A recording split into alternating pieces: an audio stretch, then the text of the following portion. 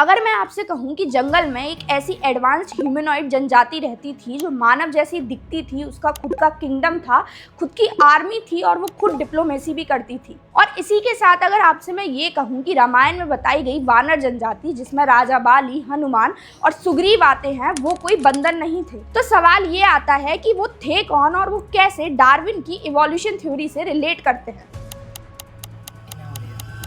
So hello everyone, I am Anjali and you are watching seeking fact. जहाँ इस video में आज हम बात करने वाले हैं क्या सही में राजा बाली, हनुमान और सुग्रीव एक बंदर थे या फिर वानर। अगर हम रामायण का टाइम पीरियड देखने की कोशिश करें तो स्कॉलर्स के एस्टिमेशन के अकॉर्डिंग वो 5 से 7,000 साल पहले हुई थी, जब वैदिक पीरियड की शुरुआत हो रही थी, अर्लिक वैदिक पीरियड की और ब्रॉन्ज एज की भी। अगर हम इस टाइम फ्रेम को समझने की कोशिश करें तो ये वो समय था जब प्राचीन मानव की इवोल्यूशन की शुरुआत हो रही, मतलब अर्ली ट्राइबल सोसाइटीज जो थी वो धीरे धीरे स्टैब्लिश हो रही थी। तो आइए अब पहले ये समझते हैं कि वानर का मतलब क्या होता है। वानर जो है वो 2 शब्दों से बना हुआ है, जो है वा प्लस नर।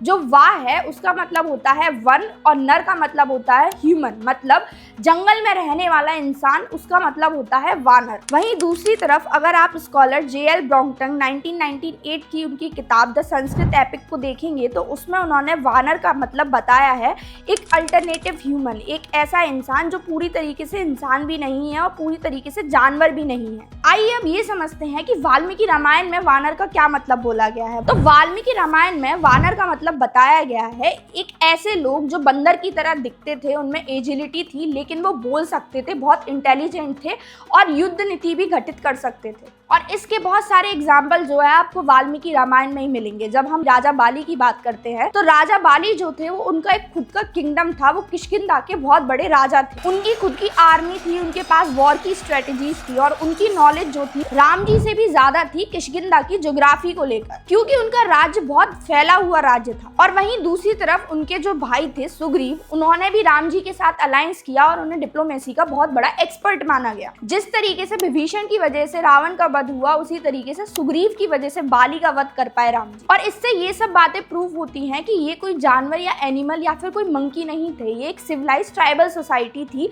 जो पुराने टाइम पे एग्जिस्ट करती थी। लेकिन अब यहाँ सबसे बड़ा सवाल ये आता है, जो मेरे लिए भी एक सवाल था, कि अगर वो जानवर नहीं थे तो उनकी पूंछ क्यों थी? क्योंकि वाल्मीकि रामायण अगर आपने टीवी पर देखी होगी या फिर पढ़ी होगी तो उसमें एक बहुत फेमस एपिसोड है जिसमें हनुमान जी की पूंछ को आग लगा दी जाती है लंका में, और वो उसी जली हुई पूंछ से पूरी लंका को बाद में आग लगा देते हैं। तो अब बात सारी ये आती है कि अगर वो इंसान थे या ट्राइबल स्पीशीज थी या फिर अल्टरनेटिव ह्यूमन थे जैसे कि उस स्कॉलर ने बताया, तो उनकी पूंछ क्यों थी? तो इसके पीछे डार्विन की बहुत फेमस ह्यूमन इवोल्यूशन थ्योरी है और इसके साथ साथ फॉसिल प्रूफ भी हैं। डार्विन ने 1871 में एक थ्योरी दी थी, पब्लिश करी थी, जिसका नाम था डिसेंट ऑफ मैन, जिसमें उसने ये बताया कि इंसान और एप्स उनके कॉमन पूर्वज हैं और इनके फिजिकल ट्रेट्स का धीरे धीरे इवोल्यूशन हुआ और इसकी वजह से जो पूंछ थी वो धीरे धीरे खत्म होती चली गई, क्योंकि जैसे जैसे ये स्पीशीज सीधे चलना सीखी उस तरीके से जो पूंछ का काम था वो खत्म हो गया। और सेम चीज उनके सोशल और कॉग्निटिव स्किल्स के साथ हुई। डार्विन की थ्योरी के हिसाब से जो शुरुआती जनजाति थी उसकी पूंछ हुआ करती थी,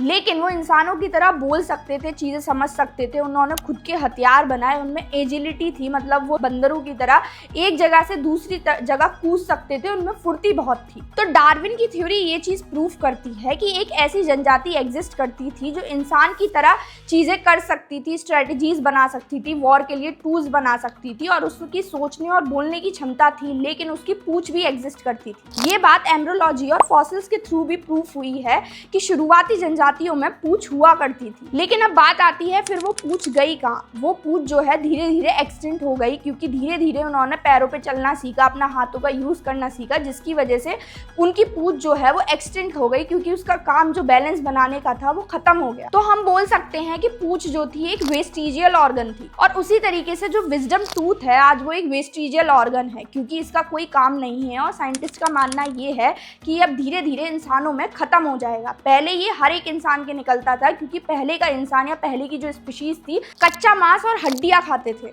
कुछ स्कॉलर्स ये भी बोलते हैं कि रामायण में जो वानर जनजाति थी उसका जो क्लैन सिंबल था, क्योंकि एक ट्राइबल कम्युनिटी थी जो जंगल में रहती थी, तो इसका एक क्लैन सिंबल था जिसे टोटेम बोला जाता है, वो एक बंदर था। क्योंकि टोटेम का जो सिंबल होता है वो या तो कोई जानवर हो सकता है, प्लांट हो सकता है या ऑब्जेक्ट हो सकता है। ये आज के टाइम में भी एग्जिस्ट करता है। नॉर्थ अमेरिका की बहुत सारी ऐसी ट्राइबल कम्युनिटीज हैं जिनका सिंबल ईगल है। तो क्योंकि उनके क्लैन का सिंबल या टोटम जो था वो एक बंदर था, तो इस वजह से हो सकता है कि रामायण में उन्हें कपी या आगे बंदर कह के संबोधित किया गया है। तो इन टोटल अगर हम इसका जिस्ट निकालने की कोशिश करें तो वानर जो थी एक ट्राइबल जनजाति थी, तो जंगलों में रहा करती थी और हर कला में निपुण थी। और रही बात उनकी पूंछ की, तो डार्विन की इवोल्यूशन थ्योरी बोलती है कि पूंछ जो है इवोल्यूशन का, ह्यूमन इवोल्यूशन का एक बहुत बड़ा हिस्सा रही है, जो बाद में एक्सटेंट हो गई है।